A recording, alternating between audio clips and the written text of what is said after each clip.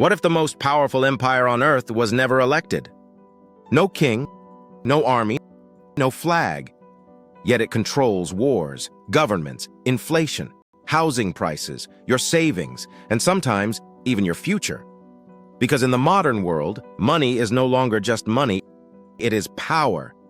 And behind almost every economic collapse in modern history, one institution keeps appearing: central banks.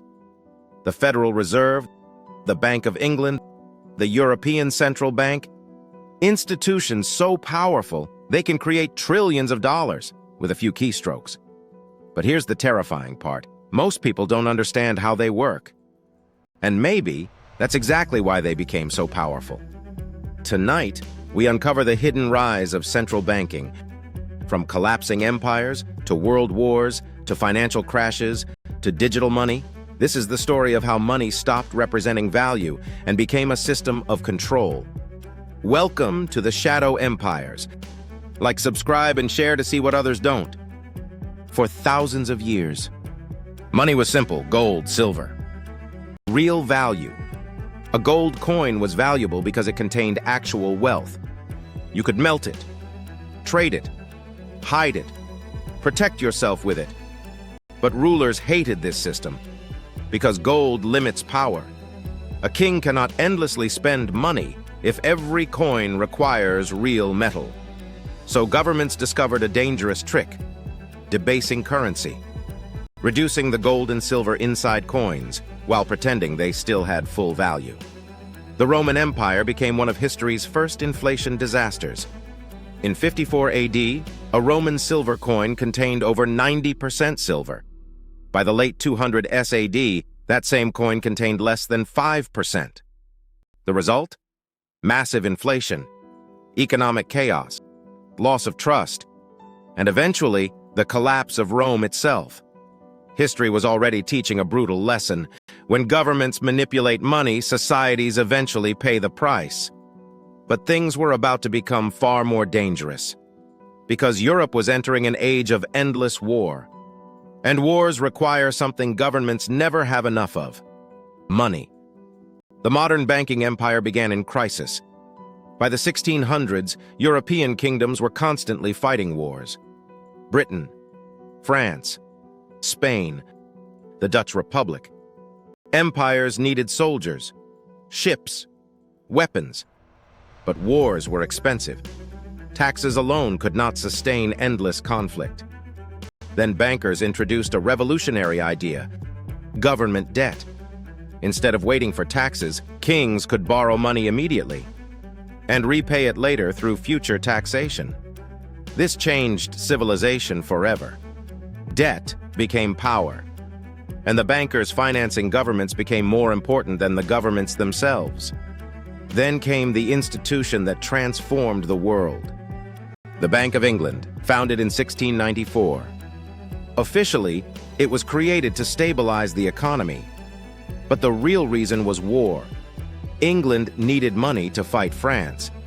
So private financiers loaned money to the government in exchange for extraordinary influence. That moment quietly changed history, because from that point onward, modern governments became permanently linked to banking systems. War, debt, and banking became inseparable, and the world would never return to honest money again. Most people think banks simply store money, but modern banking works very differently. Banks create money through debt. When banks issue loans, new money enters the economy. Mortgages, credit cards, corporate loans. Modern economies are built on credit creation, and central banks sit at the center of this machine. They control interest rates. When rates fall, borrowing increases, debt expands, markets rise. But when rates rise, everything slows down.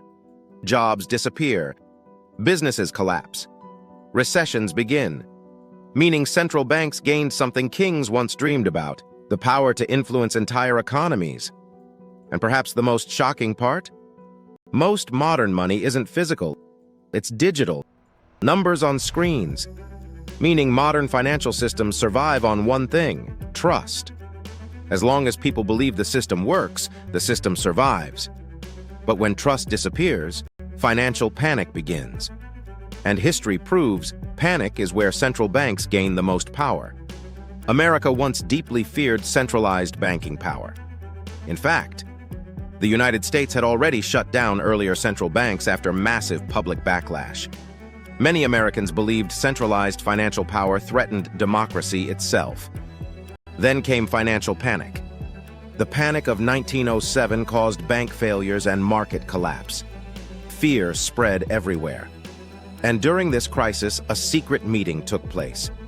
Jekyll Island, a private island owned by financial elites. Powerful bankers and politicians secretly gathered to design a new financial system. Years later, the Federal Reserve was born in 1913. Officially, to stabilize the American economy. But critics saw something darker. A banking structure capable of influencing the entire nation's money supply. And over time, the Federal Reserve became one of the most powerful institutions on Earth. Today, global markets react instantly to Federal Reserve speeches. One interest rate decision can move trillions of dollars worldwide. That is not normal financial influence. That is global economic power. Before central banking, wars often ended when governments ran out of gold. But central banks changed everything. Now governments could borrow massive amounts of money. World War I exploded national debt levels globally. Then came World War II. Governments printed and borrowed on an unprecedented scale. The United States national debt surged from around $40 billion in 1940 to over $250 billion by 1945. That was unimaginable at the time. But after the wars ended, the debt never disappeared. Because modern economies had become addicted to borrowing, debt was no longer temporary. It became permanent. And central banks became the institutions keeping the system alive. Lowering rates, buying government bonds, injecting liquidity, rescuing collapsing markets. But every rescue created another hidden problem: inflation. And inflation quietly destroys wealth, especially for ordinary people. For decades, the US dollar was linked to gold.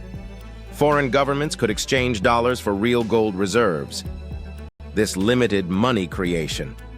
Then came August 15, 1971. President Richard Nixon made a decision that transformed the global economy forever. The United States ended gold convertibility. The dollar was no longer backed by gold. Money became fiat currency, value by government declaration. That single moment changed civilization. Because now, money creation had almost no physical limit. Global debt exploded. Asset prices exploded. Housing prices surged. And inflation slowly began eroding purchasing power worldwide. Since 1971, the US dollar has lost over 85% of its purchasing power. Meaning what cost $1 decades ago now costs many times more. But wages often failed to keep up. And while ordinary people struggled, asset owners became dramatically wealthier. The system was quietly reshaping society itself. Then came 2008, the moment the modern financial system nearly collapsed. Banks had created enormous amounts of risky debt tied to housing markets. When the bubble burst, everything started falling apart. Lehman Brothers collapsed. Millions lost homes. Global panic spread. And suddenly the world discovered something terrifying. The entire financial system was built on leverage. Debt on top of debt. Then central banks intervened. Massively. The Federal Reserve printed trillions of dollars. Interest rates dropped near zero. Markets were rescued. Banks survived. But ordinary people asked a dangerous question. If trillions can be created overnight to save banks, why can't ordinary citizens be rescued the same way? That question permanently damaged trust in the financial system, because many people realized something disturbing. Profits were private, but losses became public. Now central banking is entering its most powerful phase yet. Digital money, central bank digital currencies, CBDCs, digital currencies directly controlled by central banks. Supporters say they will modernize payments, reduce crime, increase efficiency, but critics fear something darker. Programmable money. Money that can be monitored, restricted, tracked, even controlled remotely. For the first time in human history, governments may gain the ability to monitor economic behavior in real time. The future may not simply be cashless.